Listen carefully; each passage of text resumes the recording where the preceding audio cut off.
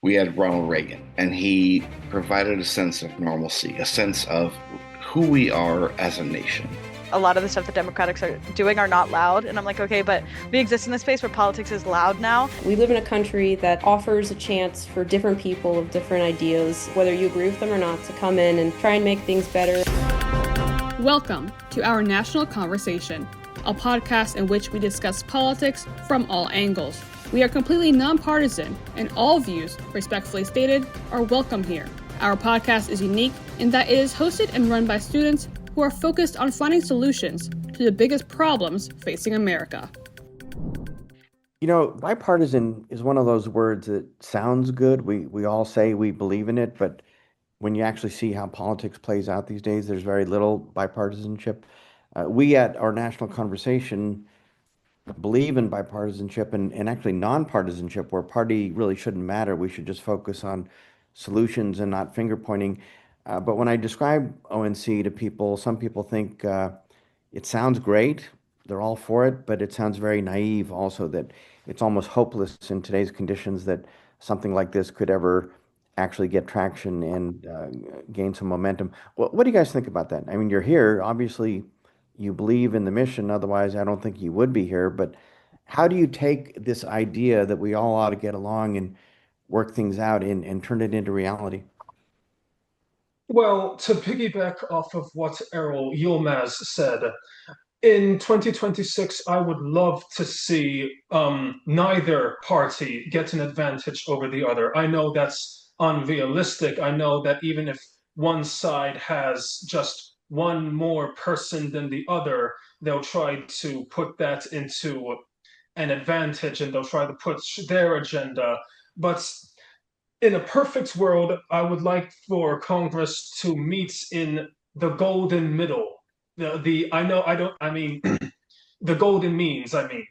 And I know it's unrealistic, but I would also like to see the advancements of other political parties. I know that's never going to happen, but the Libertarian Party or the Green Party or any other political organization. I would love for that to get representation in 2026.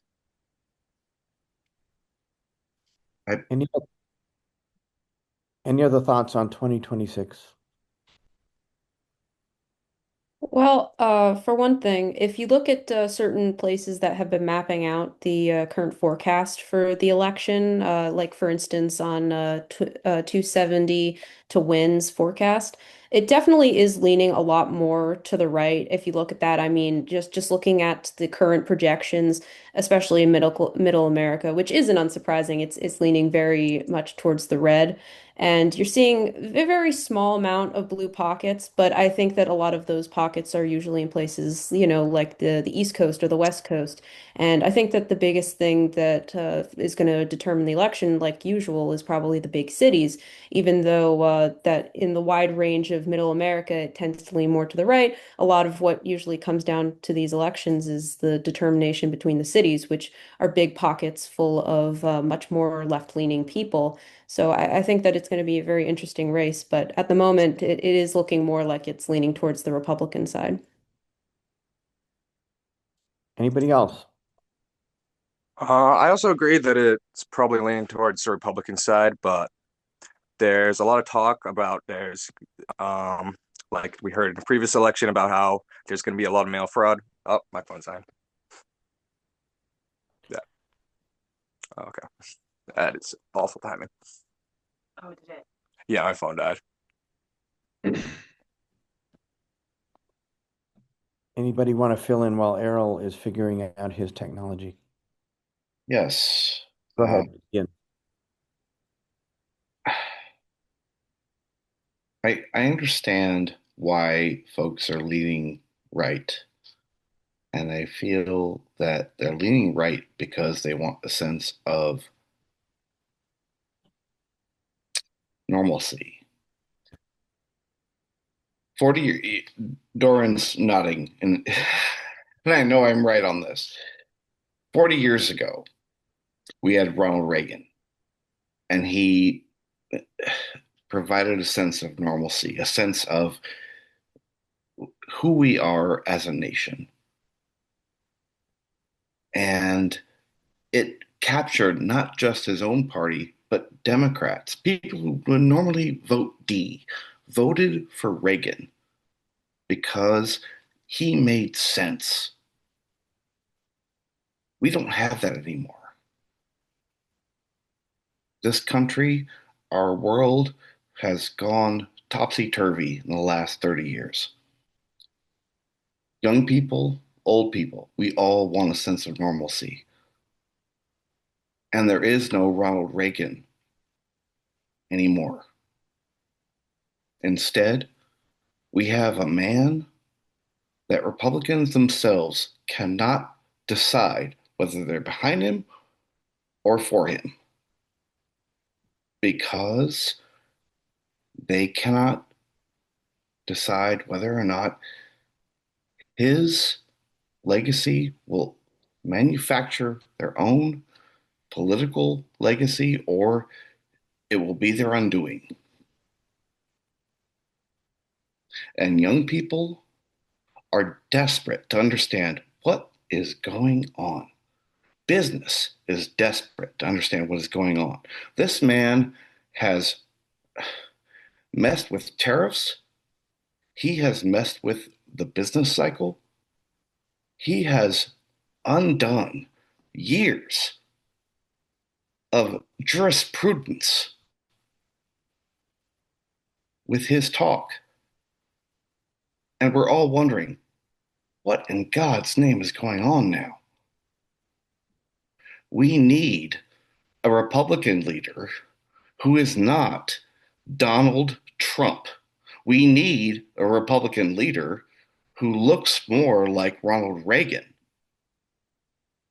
And Although, I actually worked for Ronald Reagan in the White House many years ago. You're right. He was a very inspiring, decent man, and a lot of Democrats did like him. He swept into office 2 times, and he was famously friendly with Tip O'Neill, who was the Democratic Speaker of the House. They would argue about politics during the day and get together for cocktails at night. It was a very different era. People got along, and it really didn't matter what party you were from. Uh, but something has been lost. And one of the questions I'd like everybody to be thinking about, because we're running out of time now, is who would you like to see in 2028 once Donald Trump is retiring, assuming he does. Some people fear he will try to somehow stay in office. We'll see how that goes. But is there anybody out there who inspires? But Serena, before we go to that question, you've had your hand up for a while, so let's start with you. I wanted to say that I for context, I wrote my master's dissertation on communication and politics, essentially. And something I've definitely noticed is that there is a almost like celebrification of politics where the when a candidate is running, um there is this kind of like you have to put on a spectacle kind of in order to win an election. And I think one of again, I'm a liberal, so but I think one of Donald Trump's strengths is his ability to draw attention to himself and his ability to talk and get people to agree with his perspective. I think that's one of his strengths. Um, and I think what I would hope to see in even the next presidential election, is relying less on um, the the celebrity of it all and focus more on policy and how people are going to be helped, because that's how I vote too. I think that's something we can probably all agree on, is I vote on how the most people can be helped in our country, because we're all ultimately fighting for a better country for the people that live in it. And I think ultimately, like, if we focus more on that, we'd find more unity than we do now, even despite the social war I think that's kind of happening at the minute. I think ultimately, like, I hope the focus shifts towards policy and how people are being helped, and less so much on one against the other and critiquing character and personality and so on and so forth. Do any names inspire you, Serena? I think there's a lot of in the leftist space, there's a lot of very loud voices that I think are are making steps towards change, which I think I appreciate, especially because like even I've critiqued the Democratic Party and saying that I wish they did a lot more like public change. What I've been told by a lot of other people that in like the Democratic space is a lot of the stuff the Democrats are doing are not loud. And I'm like, okay, but we exist in a space where politics is loud now, and so we need to make louder moves, in my opinion. And so I think those who are being vocal, not necessarily in a like not in a vitriolic way at all, but like those who are being like loud and public and uh very clear with how they feel and how they're representing their constituents, like AOC and Zoran Mamdani we talked about earlier, like those kind of people who are very like vocal about how they feel, I think is very attractive to be in a candidate. How about on the right? Alexandra, any names? Sure. Yeah. Well, I think if I had to give my guess for how 2028 is going to go, I feel like JD Vance is definitely a very good contender for the Republican nominee. Personally, I think that it's going to probably be between JD Vance and Gavin Newsom. It's either that or AOC could also be another candidate for the Democrats and maybe Marco Rubio. Those are just some other ideas. Marco Rubio for the Republicans, of course. But yeah, I think that there's a very strong chance that it's going to be JD Vance. He is by far the most popular candidate out of the people that we have selected so far, certainly on the Republican side. He's the vice president right now, so he has a lot of name recognition. He's very popular within the social sphere and the political sphere. A lot of people will be able to pick him out in a crowd. So I think that in that regard, he stands out the most. So if I were to guess, I'd say it would probably be him.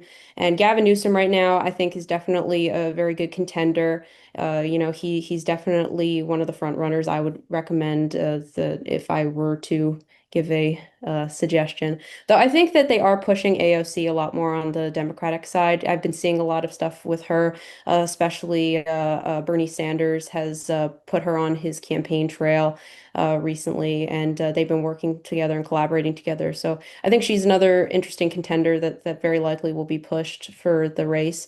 It's not super clear yet. I'm not totally sure or convinced that she's going to be running in this presidential election, though I definitely can see her running at some point in the future. But she could potentially be running as a running mate with Gavin Newsom. I could see him potentially pushing her to be his VP representative, but those are my estimates, if I had to say. Just listening to your tone of voice, it feels to me like all of you collectively are concerned about the present, but possibly hopeful about the future. I hear more energy in your voices when you start talking about 2028 and some of the people you like. I'm just curious, as you look forward to the future, are you guys optimistic, pessimistic, scared, ready to roll up your sleeves and do the hard work that's going to be required to bring about social change? I'm curious to hear what you guys have to say about your own prospects.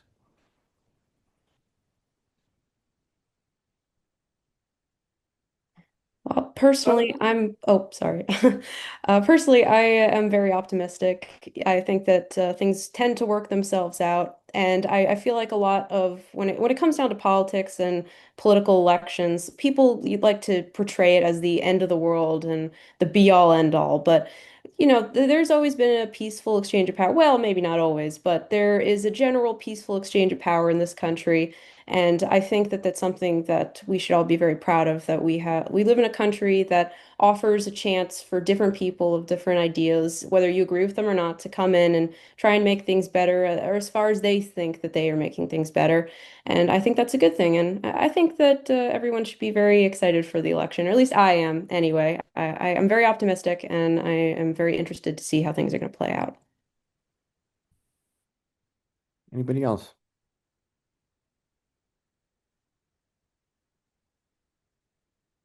I would say that, and this is my father's mindset as well, no matter what happens in the election, we still have to go to work in the morning. So I suppose I would say I'm a little cynical. Um, I don't think that any one politician is going to be the one to pin all of our hopes on. I think that's a very dangerous idea. I think no matter what happens, most of the policy work, most of the change in government is always going to be at the middle management or even local level. That's where most of the change happens. And we, the little people, we don't really have that much of a voice in politics. Like we can do hard work together, but individually, we just have to keep treading water. And I would say I'm neutral about 2026. I'm not excited. I'm a little cynical, but at the end of the day, I just have to keep going to work, keep making money, and well, survive. Okay, I will tell you from my perspective as the guy who started our national conversation. I've been working with members of Gen Z for 5 years now. Um, we've had some amazing interns, and some I think could go on to become president of the United States. Some I hope will become president of the United States. I hope I'm still here on the planet and somebody will wheel me up in my wheelchair to sit in the front row of the inauguration when that day happens. But you guys are here for a reason. You're concerned about the country. You want to do something about it. We're trying to do something about it here. We're not well known. We still have a long ways to go. But I think programs like this will help get the word out that there's a new game in town here, and there's some young people who want to make a difference. And for that, I thank you and congratulate you. And with that, we're almost over and out. I do want to say that we have another big event coming up on November 24th, starting at 6:30 p.m. We're going to have Tom Johnson as our guest. He's the former publisher of the LA Times. I worked for him there. He went on to become president of CNN, and he wrote a book called Driven: A Life in Public Service and Journalism from LBJ to CNN. He's 84, but he's very, very knowledgeable when it comes to traditional media, social media, any form of media, media bias, fake news, the future of truth, as he calls it. And so I hope you guys will all tune in. And if there's anybody out there listening who would like to be a guest that day, please send us an email to info@ournationalconversation.org. Any last thoughts or comments from anybody? Okay, with that, we are. Sorry, I just Go wanted ahead. to Go ahead, comment. Chandler. Hi, I'm the new intern, Chandler. Hi, Chandler. I was just listening today to kind of get the vibe of everything, but I have missed this conversation, like actual reasonable political conversation. It's just refreshing because I don't know, the sphere that I'm in really paints everybody as like I don't know, just like very stuck in their ways and all that, but we all want the same thing. So it's nice to listen to other people talk about this stuff. Tell us about yourself, Chandler. Where are you from? I'm from Texas, but I'm studying in California. Okay, and so you are new, correct? You just started like yesterday, Yeah, I right? started today. Today. Okay. Well, welcome, first of all. And dig a little deeper on that. I'd like to hear your first impressions because you're seeing this all now with fresh eyes and hearing it all with fresh ears. Well, you gotta phrase it. My family are all very into politics. They want me to know more about the world. And admittedly, it's very hard for me to know about the world because there isn't a source of information that is like every source of information I find is biased, heavily biased. And I'm like, how am I supposed to form an opinion on something when I know that it's biased? Well, I can assure you we do our best here at ONC to be neutral. All points of view are welcome, and our students who write the opinion pieces, we have Republicans, Democrats, Independents, and if you read them all, I think you'll come away with the impression that our national conversation truly is fair and balanced. I can tell from today's conversation already. Okay, great.